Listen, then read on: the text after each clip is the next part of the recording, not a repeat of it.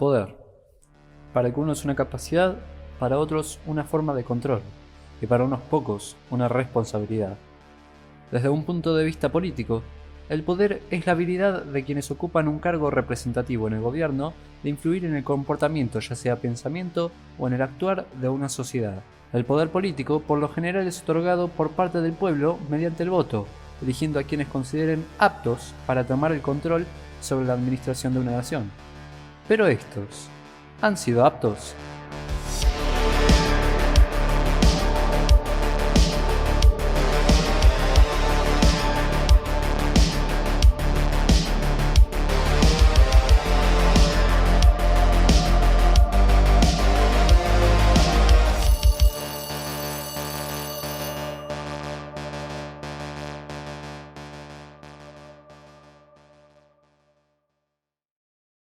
Los países de la región latinoamericana han desarrollado y modificado su política a lo largo de la historia frente a periodos donde tuvo lugar el abuso del poder gubernamental.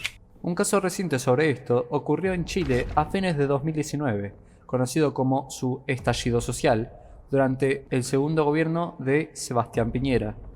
Frente al aumento en el valor del transporte público, se llevaron a cabo una serie de protestas organizadas por grupos estudiantiles, que consistían en la evasión masiva del pago de dicho servicio.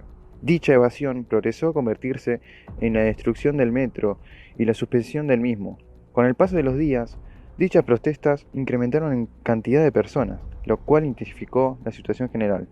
Las protestas pasarían a incluir reclamos sobre deficiencias en el sistema de pensiones, educación, salud, privatización de las aguas, corrupción, represión policial, entre otros. Varios de estos motivos tuvieron su origen durante el previo régimen del dictador Augusto Pinochet, cuyas medidas se mantuvieron en la Constitución Política de la República de Chile de 1980 hasta la actualidad. Como respuesta, el gobierno buscó controlar la situación suprimiendo las manifestaciones mediante la fuerza policial o carabineros, decretando un estado de emergencia y posteriormente un toque de queda. Dicha secuencia de medidas fueron acompañadas por una declaración de guerra hacia los manifestantes por parte del presidente. Están recogidos en sus casas. Estamos en guerra contra un enemigo poderoso, implacable, que no respeta a nada ni a nadie, que está dispuesto a usar la violencia y la delincuencia sin ningún límite, incluso cuando significa pérdidas de vidas humanas, que está dispuesto a quemar nuestros hospitales, nuestras estaciones del metro, nuestros supermercados, con el único propósito de producir el mayor daño posible a todos los chilenos. Ellos están en guerra contra todos los chilenos de buena voluntad que queremos vivir en democracia, con libertad y en paz. Frente a esta situación,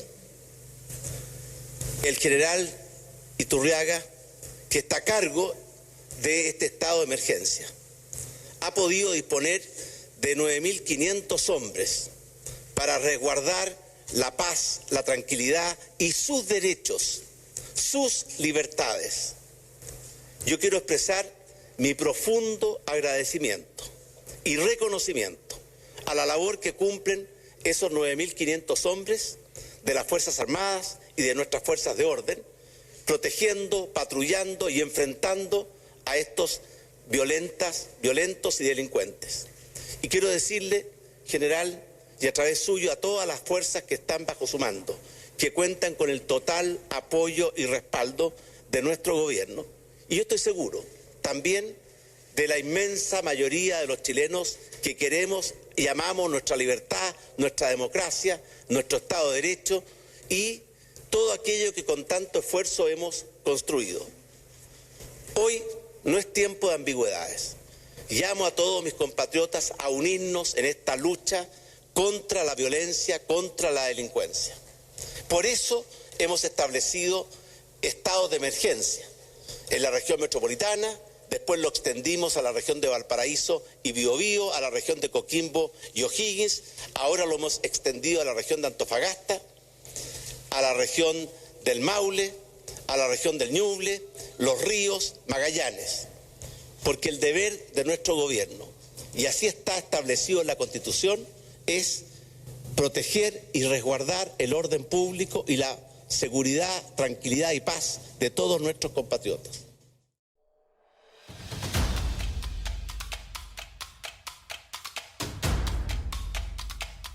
El 25 de octubre de 2019 se convocaría a la llamada marcha más grande de la historia, en dirección a Plaza Italia, con al menos 1 millón de personas en las calles de Santiago. El gobierno de Sebastián Piñera ratificó el inicio de un proceso para establecer una nueva Carta Magna, proceso que nombró Congreso Constituyente. El gobierno y la oposición se unieron para la realización de un plebiscito, en el que los ciudadanos decidirán si quieren o no una nueva constitución. Y que también condene con la misma fuerza a todos quienes, directa o indirectamente, la impulsan, la avalan o la toleran. Segundo, un acuerdo por la justicia, para poder impulsar todos juntos un robusto o una robusta agenda social que nos permita avanzar rápidamente hacia un Chile más justo, un Chile con más equidad y con menos abusos, un Chile con mayor igualdad de oportunidades y con menos privilegios. Y tercero, un acuerdo por una nueva Constitución, dentro del marco de nuestra institucionalidad democrática, pero con una clara y efectiva participación ciudadana. La policía chilena decidió no utilizar los perdigones como fuerza de defensa, frente a las exigencias de la Corte Interamericana de Derechos Humanos ante la violencia ejercida en el país. Sin embargo, la violencia continuaba. El gobierno y el ejército refutaban los informes que aclamaban la violación de derechos humanos por parte del Estado, pero acabarían reconociendo la posibilidad de incumplimientos sobre el uso de la fuerza, registrando un total de 23 muertos desde el inicio de las protestas. Piñera, el 24 de noviembre de 2019, anunciaría un proyecto que le permitiría a las Fuerzas Armadas estar presentes en las calles de Chile, sin la necesidad de establecer un estado de emergencia o toque de queda, como una forma de colaborar en la protección de infraestructura crítica sin necesidad de establecer el estado de excepción constitucional.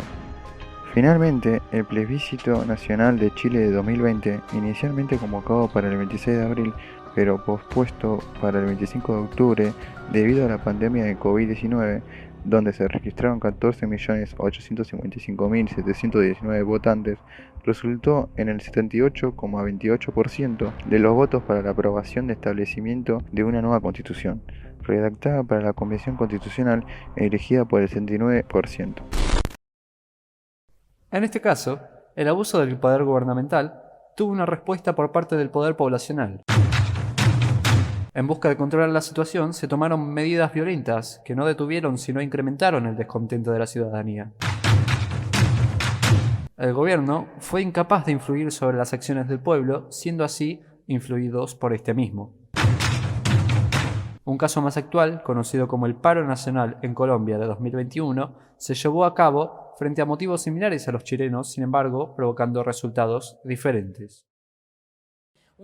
Habiendo pasado en 2020 por una caída económica del 6,8%, el cierre de cerca de 500.000 negocios y con 23 millones de familias que solo se pueden permitir 2 comidas al día, el pueblo colombiano respondió de forma insatisfecha a la anunciada Ley de Solidaridad Sostenible, una reforma fiscal que busca recolectar 6.300 millones de dólares para reducir el déficit fiscal y pagar la deuda pública por medio del cobro del 73% de dichas cifras a sus ciudadanos a través de impuestos como el impuesto a la renta y la aplicación del impuesto de valor agregado en servicios de primera necesidad como el agua, la luz o el gas y en servicios funerarios o productos electrónicos.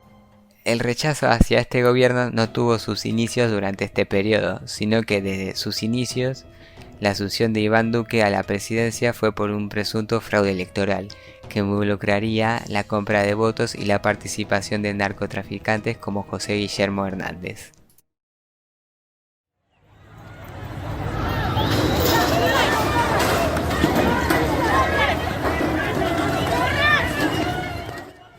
La primera protesta se llevó a cabo el 28 de abril de este año y fue convocado por los principales sindicatos del país, Este tipo de manifestaciones, donde sería visible escenas de violencia sexual, uso de armas de fuego, torturas, ataques en contra de veedores de derechos humanos, homicidios y bloqueo de vías, seguirían ocurriendo en ciudades como Bogotá, Medellín y Cali. Frente a esto, el presidente Iván Duque anunció que retiraría el proyecto de ley. Sin embargo, la violencia de las Fuerzas Armadas se convertiría en el nuevo motivo significado que se les daría a las manifestaciones colombianas, junto con un amplio llamamiento para mejorar el sistema de pensiones, salud y educación del país.